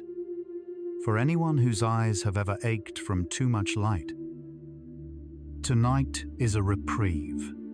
The dark is not nothing, it is medicine. A cool, soft compress of shadow laid gently across the eyes. During the deepest stages of non-REM sleep, stages 3 and 4, the pupils constrict to their smallest diameter. They become pinpoints, barely a millimeter or two across. This extreme constriction reflects the profound dominance of the parasympathetic nervous system during deep sleep. The body is fully in its rest and repair mode. Heart rate is at its lowest. Breathing is slow and regular. Growth hormone is being released. The tiny pupils of deep sleep are a physical signature of the body's deepest rest. They are the narrowest your pupils ever become, narrower than in any waking state. Some sleep researchers measure pupil size during polysomnography to determine sleep depth. The smaller the pupil, the deeper the sleep, the smallest aperture, the deepest rest. As the pupils narrow, sleep deepens. As sleep deepens, healing accelerates. You are approaching that narrowing now, drifting toward pinpoint, toward the deepest quiet. The 6 extraocular muscles that move each eye are among the most active muscles in the human body. They make rapid, coordinated movements called saccades about 3 times per second during waking hours. That's over 100. 000 saccades per day. Each one is a rapid, ballistic movement that repositions the fovea onto a new target. Between saccades, the eyes make smaller, stabilizing movements to keep the image steady. These muscles are remarkably fast, capable of reaching speeds of up to 700 degrees per second, and they almost never fatigue. They are designed for constant, tireless use. But during non-REM sleep, these muscles finally rest. Their activity drops to near zero. It's one of the few times in a 2-4 hour cycle that these workhorse muscles get to be truly still. The most active muscles in your body, finally at rest. 100,000 movements per day. And now stillness. Complete, perfect stillness. Let them rest. They've earned it. In 1953, a graduate student named Eugene Asarinsky was monitoring the sleep of his 8-year-old son when he noticed something strange. The child's eyes were moving rapidly behind closed lids, even though he was clearly asleep. Asarinsky and his advisor, Nathaniel Kleitman, went on to study this phenomenon systematically. They discovered that these rapid eye movements occurred in periodic bursts throughout the night and were associated with vivid dreaming. They had discovered REM sleep, one of the most important findings in the history of sleep science. It revealed that sleep is not a uniform state of unconsciousness, but a structured cycle of distinct stages, each with its own purpose. During REM, the eyes dart back and forth as if watching a movie, because, in a sense, they are. The brain is generating visual imagery, and the eyes are tracking it. A father watching his sleeping son and discovering a new world inside the sleeping brain. Tonight, your eyes may soon enter that same world, the world of rapid movement, of dreaming, of stories told in the dark.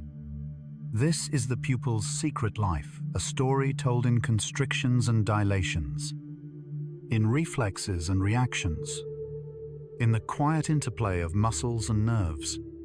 The pupil is never truly still, and it is never truly silent.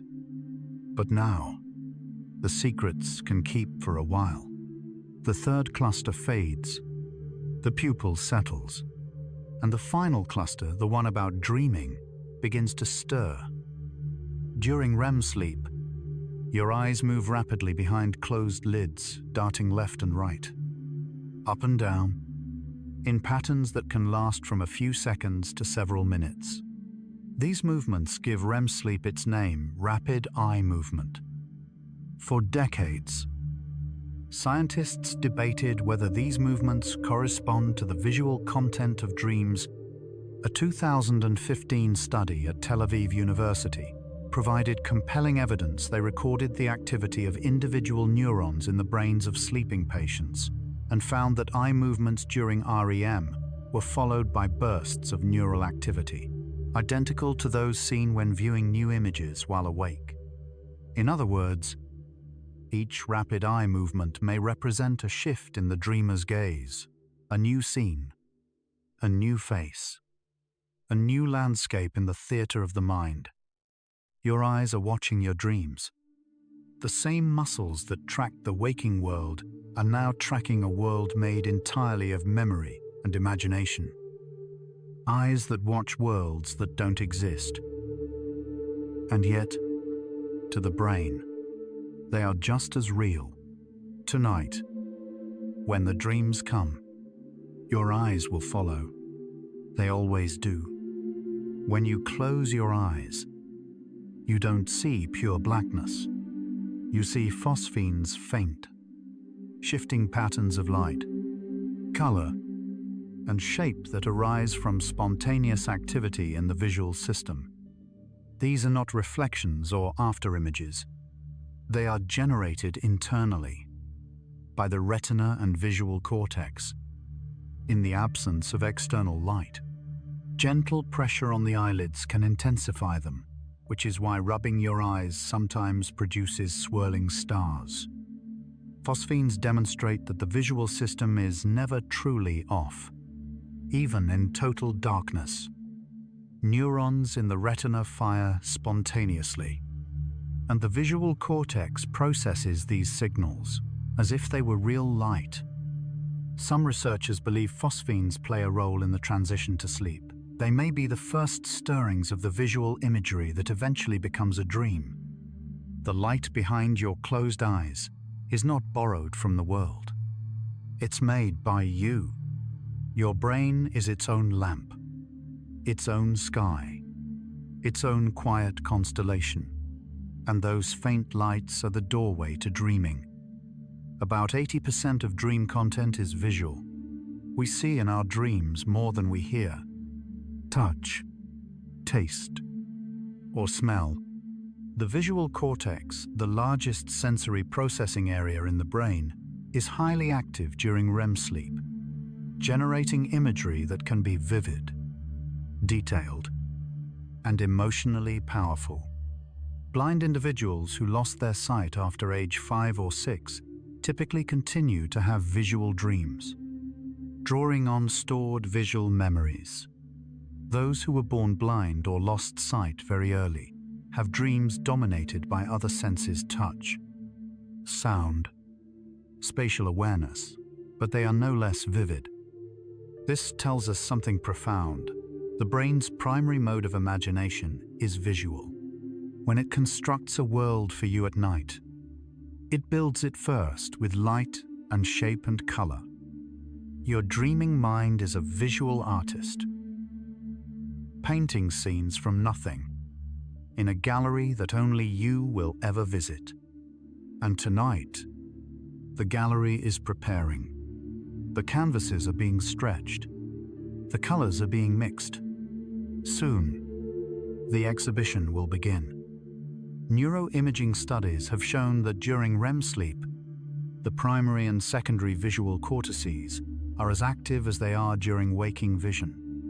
In some cases, activity levels are even higher. This means the brain is processing visual information during dreams with the same intensity it uses for real-world vision, even though the eyes are closed and no external light is entering. At the same time, the prefrontal cortex responsible for logic, judgment, and self-awareness is largely deactivated during REM. This is why dreams often feel real in the moment, but make no logical sense in retrospect. The visual system is running at full power, but the critical thinking system is offline. Imagery without judgment, seeing without questioning, a brain that sees without questioning, that accepts every impossible image as truth. And perhaps there's a mercy in that. In dreams, you don't need to understand. You only need to watch, to drift, to be carried. During stage 2 of non-REM sleep, the brain produces brief bursts of electrical activity called sleep spindles, rapid oscillations, lasting 1 to 2 seconds. These spindles are generated by the thalamus, the brain's sensory relay station. One of the spindle's functions is to block incoming sensory signals from reaching the cortex. During a spindle, external stimuli, light, sound, touch are suppressed, keeping the sleeper from being awakened. For the visual system, this means that even if light seeps through the eyelids, the thalamus can prevent it from reaching the visual cortex. Sleep spindles create a neural blackout, a protective curtain between the sleeping brain and the waking world. You are protected while you sleep, not just by your eyelids, but by your brain itself, which actively blocks the world from reaching you. A curtain drawn from within, not of fabric, but of electricity. Your brain protects your sleep the way a parent protects a child, quietly, fiercely, without being asked. Let that protection hold you now. In a lucid dream, the dreamer becomes aware that they are dreaming and can sometimes control the dream's content. Remarkably, lucid dreamers can communicate with researchers by making predetermined eye movements during REM sleep. In the 1970s, psychophysiologist Stephen LaBerge developed a technique he asked lucid dreamers to signal awareness by moving their eyes left-right in a specific pattern. These movements were detectable on an electro-oculogram, proving that the dreamer was both asleep and conscious. This technique has since been used in dozens of studies to investigate the nature of dream consciousness. It remains one of the few reliable methods of communication between the sleeping and waking worlds. Your eyes are a bridge between worlds, the one you see when awake and the one you see when asleep. And in rare moments, they can carry messages between the two. A message sent from inside a dream, carried by the movement of the eyes. Even in sleep, your eyes speak, even in dreams. They reach outward. But tonight, no messages are needed, only rest. The pineal gland, a tiny, pinecone-shaped structure deep in the brain, produces melatonin, the hormone that regulates sleep, and its production is controlled by light entering the eyes.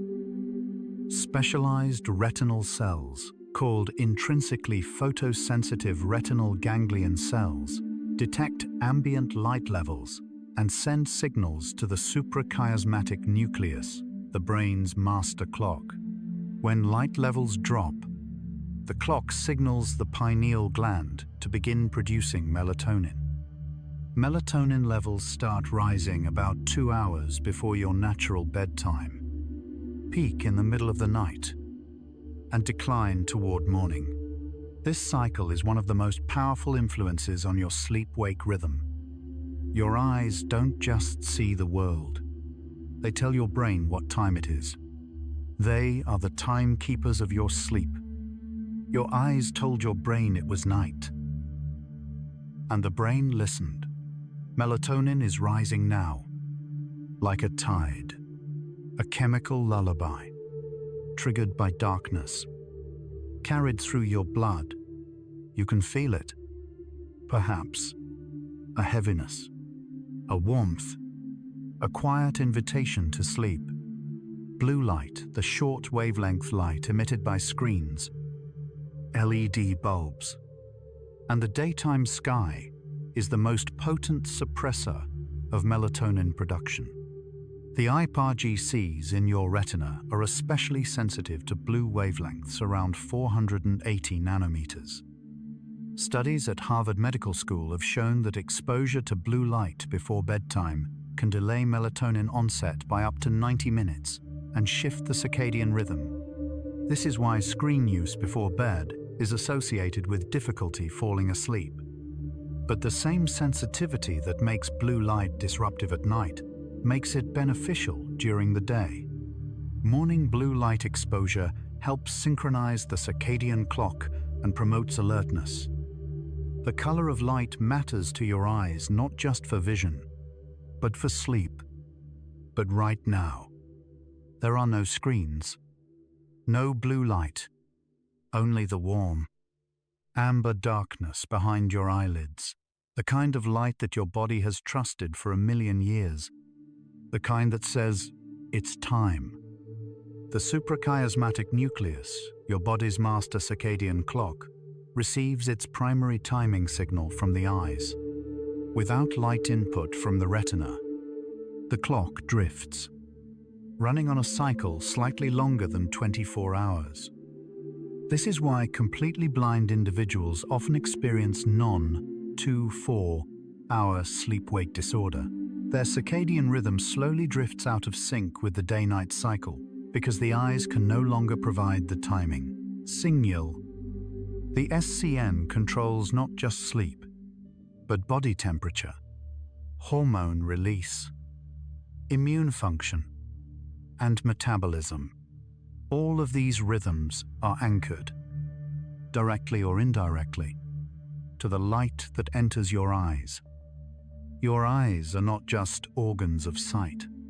They are the body's clock hands reading the light to set the rhythm of your entire biology.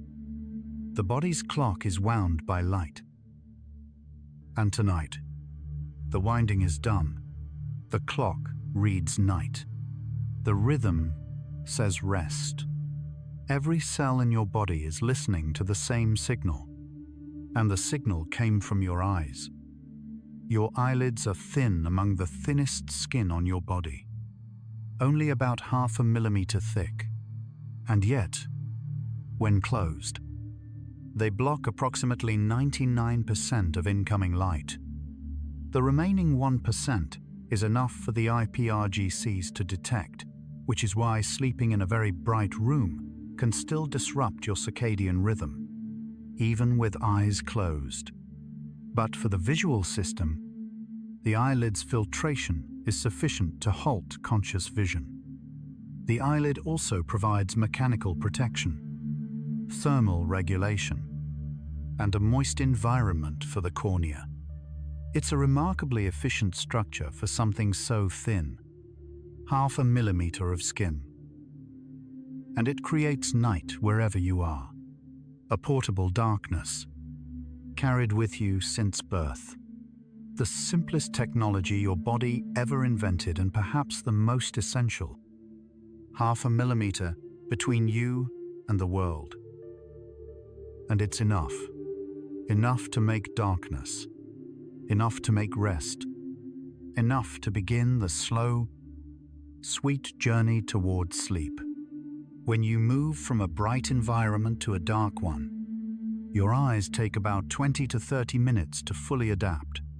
This process is called dark adaptation, and it involves both the dilation of the pupils and the regeneration of visual pigments in the rod cells. Rhodopsin, the light-sensitive pigment in rods, is bleached by bright light. In darkness, it slowly regenerates, restoring the rod cell's extraordinary sensitivity. Full regeneration takes about 30 minutes. Once adapted, your eyes become about 1,000,000 times more sensitive to light than they are in bright conditions. The same eyes that function in noon sunlight can detect a candle flame from 30 miles away in complete darkness. A 1,000,000-fold increase in sensitivity. All from sitting quietly in the dark. Your eyes are adapting right now, becoming more sensitive, more receptive, more attuned to the faintest light. But tonight, there is no light to find, only the deepening dark, and your eyes, growing ever more sensitive, find nothing to see, and in that nothing, they find peace. After images, the ghostly shapes you see after looking at a bright object, are a form of visual memory stored in the retina and visual cortex. When photoreceptors are overstimulated by intense light, they continue to fire for several seconds after the stimulus is removed. Positive afterimages retain the original colors. Negative afterimages show complementary colors where red was. You see green where blue was. You see yellow. This happens because the fatigued cone cells respond less, and the unfatigued ones dominate. Afterimages typically fade within 30 seconds, but they reveal something important. Your eyes carry echoes of what they've seen. Every bright image leaves a trace. Right now, whatever you saw last, a screen, a lamp, a face, its afterimage is fading. The last echo of the visible day is dissolving behind your lids. The last image of the day fades, like a footprint in wet sand. Gone now. The retina is clear. The canvas is blank. And on that blank canvas, dreams will soon begin to paint. Researchers at Harvard Medical School have found that REM sleep plays a critical role in consolidating visual memories. In experiments, subjects who learned a visual task such as detecting subtle patterns on a screen showed significant improvement after a night of sleep, but only if they experienced adequate REM sleep. Subjects deprived of REM showed no improvement, even after the same total hours of sleep. The visual cortex appears to use REM sleep to replay, refine, and strengthen the neural pathways formed during visual learning. This means your dreams may serve a practical purpose. They are the brain's way of practicing what the eyes learned during the day. Every dream is a rehearsal, a private screening of the day's visual lessons. And tonight, your brain will review what your eyes have gathered. It will sort, simplify, and strengthen, all while you sleep, all without your knowing. About 12% of people report dreaming entirely in black and white.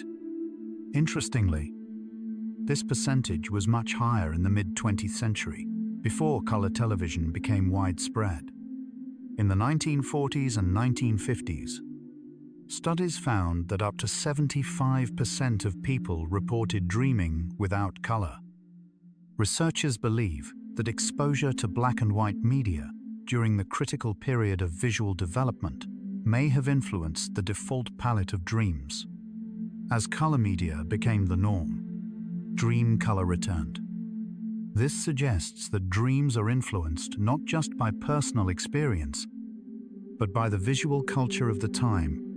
Your dreams are shaped by the world you grew up watching. Whether in color or in gray, dreams are always vivid to the dreamer. The brain doesn't need a full palette to make you feel. And tonight, whatever palette your dreams choose, it will be exactly enough. The visual system doesn't just process images. It feeds directly into the amygdala, the brain's emotional center. There is a fast, subcortical pathway that carries visual information from the retina to the amygdala without passing through the visual cortex at all. This means your brain can react emotionally to something you see before you are consciously aware of seeing it. A shadow in the corner of your vision can trigger a fear response in under 100 milliseconds before your conscious mind has time to identify it. This pathway evolved for survival. It allows rapid responses to threats, but it also means that visual stimuli have direct, unfiltered access to your emotions. Your eyes are wired directly to your feelings. A shortcut from seeing to feeling, older than language, older than thought. And tonight, with your eyes closed, that pathway is quiet. No shadows, no threats, no alarms. Only the gentle emotional landscape of approaching sleep warmth, safety, softness. While the skin is the primary site of vitamin D synthesis, the eyes also play a role in the body's light-sensing system. The IPAR-GCs that regulate circadian rhythm respond to the same spectrum of light blue-violet wavelengths that triggers vitamin D production in the skin. Exposure to natural daylight through the eyes helps regulate serotonin levels, mood, and seasonal rhythms. This is why light therapy, delivered through the eyes, not the skin, is an effective treatment for seasonal affective disorder. Your eyes are light sensors for your entire body, not just for vision, but for chemistry, mood, and well-being. Light enters your eyes and becomes chemistry, becomes mood, becomes rhythm, becomes health. Your eyes are alchemists, turning photons into well-being. And tonight, the alchemy shifts. Darkness enters your eyes and becomes melatonin, becomes rest, becomes healing. When two people make eye contact, a network of brain regions called the social brain activates, including the superior temporal sulcus, the fusiform face area, and the medial prefrontal cortex. This network processes social information, intentions, emotions, trustworthiness. Eye contact also triggers the release of oxytocin, the bonding hormone. Studies have shown that prolonged eye contact between strangers can increase feelings of closeness and intimacy. Your eyes are the primary instruments of social connection. Before language, before touch, before any spoken word, there was the gaze. Two pairs of eyes, meeting across a space and understanding something that words cannot express. The oldest form of connection. Older than language, older than names. A gaze that says, "I see you," and means you are real to me. And tonight, no gaze is needed. You are seen, you are real, you are here, and that is enough. When you close your eyes and stop focusing on the outside world, a network of brain regions called the default mode network becomes more active. This network is associated with introspection, memory retrieval, imagination, and mind wandering. The DMN is most active when you are not engaged in a specific task, when you are daydreaming, reflecting on the past, or imagining the future. It is the brain's resting state network, and it becomes especially prominent as you transition from wakefulness to sleep. Closing your eyes is the first step in activating this inward turning system.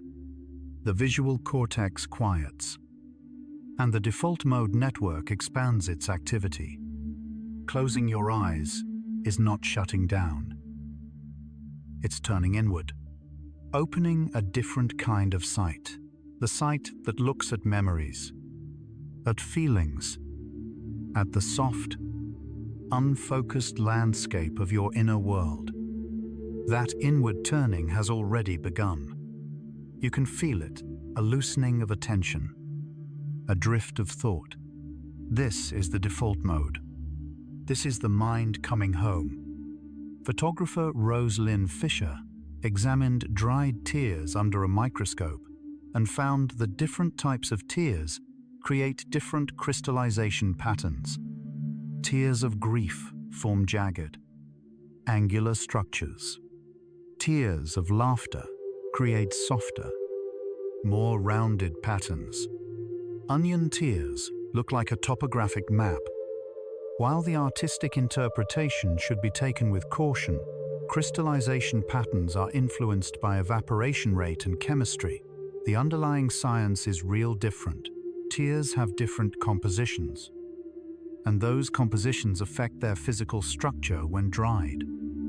Every tear is a unique landscape, a tiny geography of whatever you were feeling when it fell, a map of emotion drawn in salt. And tonight, if any tears come, they might be tears of release, tears of the body letting go of the day, and their crystal pattern, under a microscope, might look like something very close to peace. On a clear, dark night, the farthest object visible to the naked eye is the Andromeda Galaxy, approximately 5 million light-years from Earth. The light reaching your retina from Andromeda left that galaxy 5 million years ago, long before humans existed. Your eye this small, 7-gram organ can detect photons that have been traveling through space for millions of years. The rod cells in your retina, each one a single photon detector, can catch these ancient travelers and convert them into a faint smudge of light on the edge of your vision. In that moment, you are connected to the deepest past and the greatest distance. Your eye becomes a telescope, a time machine, a bridge between worlds. An eye that can see 5 million years into the past. And yet, tonight, it chooses to see nothing at all, to close, to rest, to let the ancient light travel on without a witness. And in that choice, there is a profound kind of peace. The photoreceptor cells in your retina have one of the highest metabolic rates of any cell in the body. They consume oxygen at a rate comparable to brain neurons during intense activity, and they do this constantly, even at rest. This is because the chemical process of phototransduction, converting light into electrical signals, requires constant regeneration of visual pigments, maintenance of ion channels, and recycling of cellular components. The retina consumes more oxygen per gram of tissue than almost any other organ. The choroid, that blood-rich layer behind the retina, exists specifically to feed this extraordinary demand. Your eyes are among the most energetically expensive organs you own. They burn through resources constantly, all day, every day. And tonight, the fire dims. The metabolic furnace banks lower. The cells that burn so brightly all day are allowed to cool, to slow, to conserve. Sleep is the deepest energy saving your eyes will know. By the 7th month of pregnancy, a fetus can detect light filtering through the mother's abdominal wall. Studies have shown that shining a bright light on a pregnant woman's belly can cause the fetus to turn toward or away from the light. The retina is functional by this stage, and the visual cortex is beginning to process signals. The fetus practices seeing before it has anything to see, preparing the neural pathways that will be needed at birth. By the third trimester, the fetus also exhibits REM sleep, complete with rapid eye movements. The developing brain may be generating visual imagery, practicing dreaming before the first real image has ever been formed. You were dreaming before you were born, your eyes moving in the dark of the womb, rehearsing sight before there was anything to see.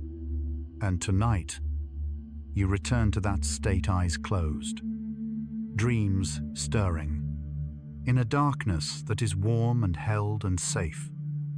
Within minutes of birth, newborns open their eyes and begin to look. They preferentially gaze at face-like patterns, two dark spots above a horizontal line, suggesting that the brain is pre-wired to seek human faces. Visual engagement is the first social act. Before a baby can reach, grasp, or speak, it can look, and in that looking, the bond between parent and child begins. Studies have shown that newborns who are given eye contact within the first hour of life show stronger attachment behaviors in the following weeks. The gaze is not passive. It is an active, reaching out the eyes version of an embrace. The first thing your eyes ever did was look for a face. And they found one. The first connection you ever made was through sight. And tonight, that ancient seeking can rest. You've found what you needed. You are safe. You are held. Researchers at the University of Osaka discovered that people tend to blink at predictable moments during pauses in speech, at the end of sentences, at scene changes in movies. Blinking, it turns out, is not random. It is synchronized with cognitive processing. The brain uses blinks as natural breakpoints, brief moments to reset attention and shift cognitive resources.